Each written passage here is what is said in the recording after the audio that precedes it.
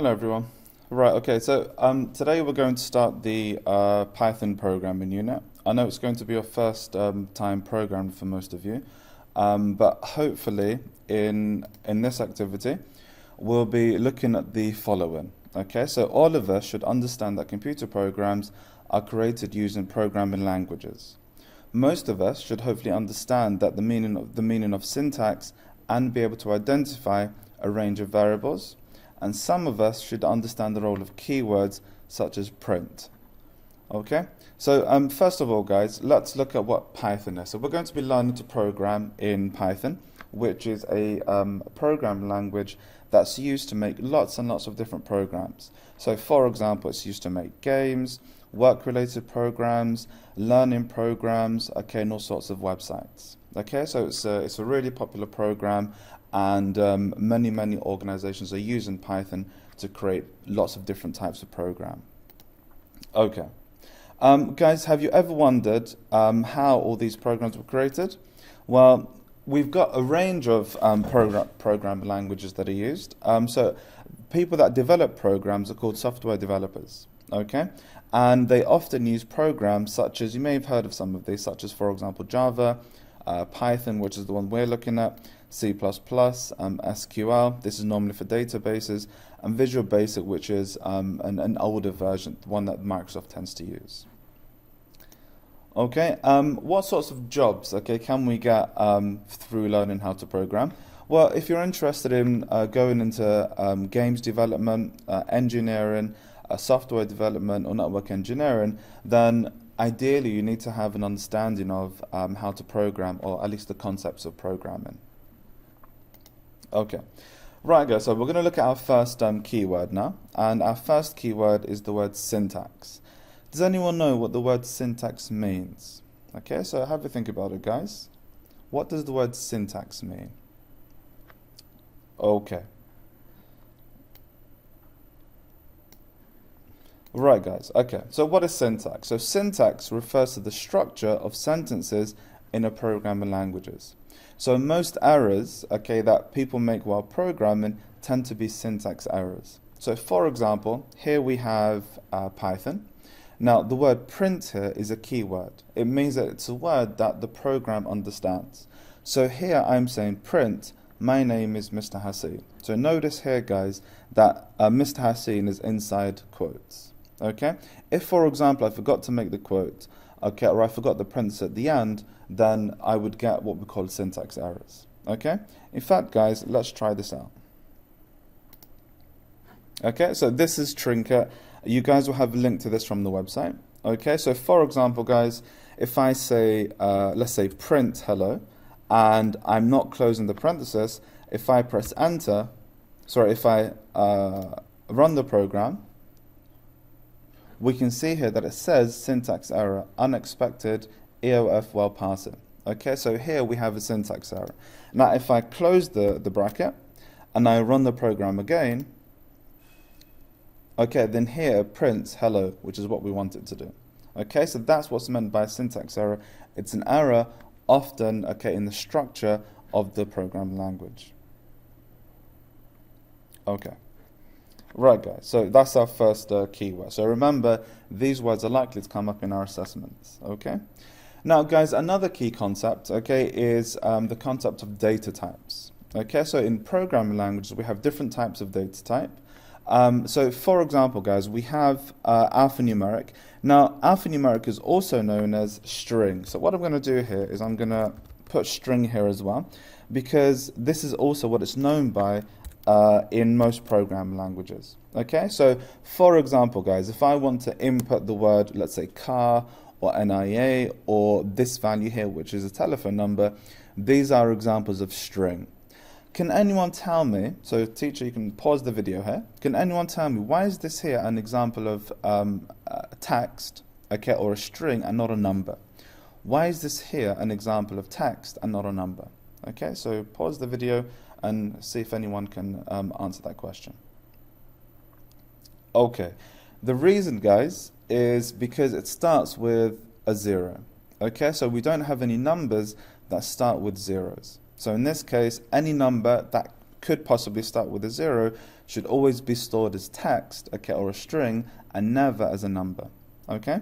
Now we also have different types of numbers. Okay, so we have currency numbers, okay, which obviously refers to anything to do with money. Okay, we have what we call real numbers. These are also known as single, double, and float. Okay, so it basically means any number with a decimal place. So notice here, guys, how all of these have decimal places. We also have integers, which are whole numbers. Okay, and we can also store percentage values as well as numbers. So these are examples of numeric data. We have Boolean. Now Boolean can either mean yes, no, on, off, or true or false. So if something can either be in one of these states, in either an on state or an off state, or it could be a yes or a no, it is referred to as a Boolean data type. Okay, and we also have date time. In this case, guys, so I know you may have looked at this in databases. In Python, we're not really going to focus too much on date and time functions. Okay, guys? Right, okay. So here is a quick exercise for you. So, teacher, I'd like you to hopefully stop the video here, and we'll let the class try and answer these questions. Okay. Right, guys, so so here we have our data. So for example, the word Toyota. The word Toyota is an example of a string. Okay, so it's text. This is a number here, so it's a whole number, so it's an integer. So remember, it's based on numeric integer. Okay, we have 0.112, which is a float. So any number with a decimal place in Python is known as a float. Here, this value here starts with 2 zeros. So we said if a value starts with 2 zeros, then it must be a string. For email, guys, we have a mixture of numbers, letters, and symbols that can only be stored as a string. If I have yes, so here it could be a yes or a no, okay, then that would be an example of a Boolean.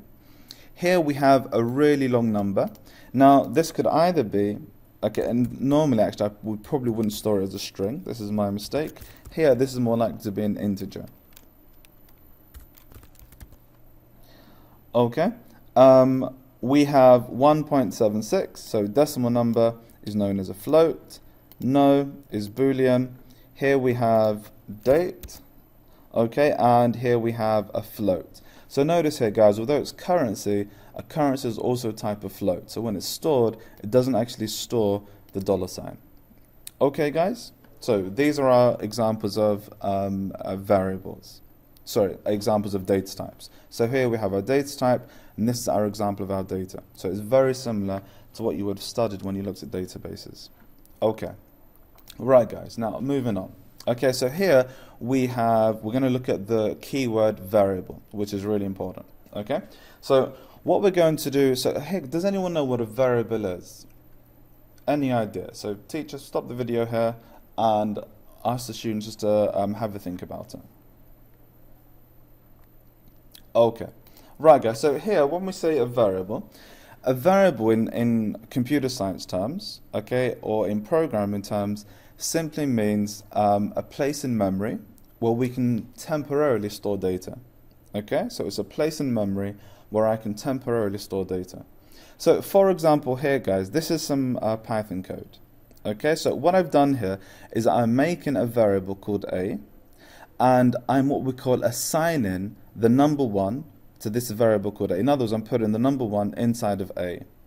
Here I'm assigning the number 2 to a variable called b, okay, and so in other words, I'm temporarily storing the number 2 inside a variable called b, inside a place in memory that we've called b here.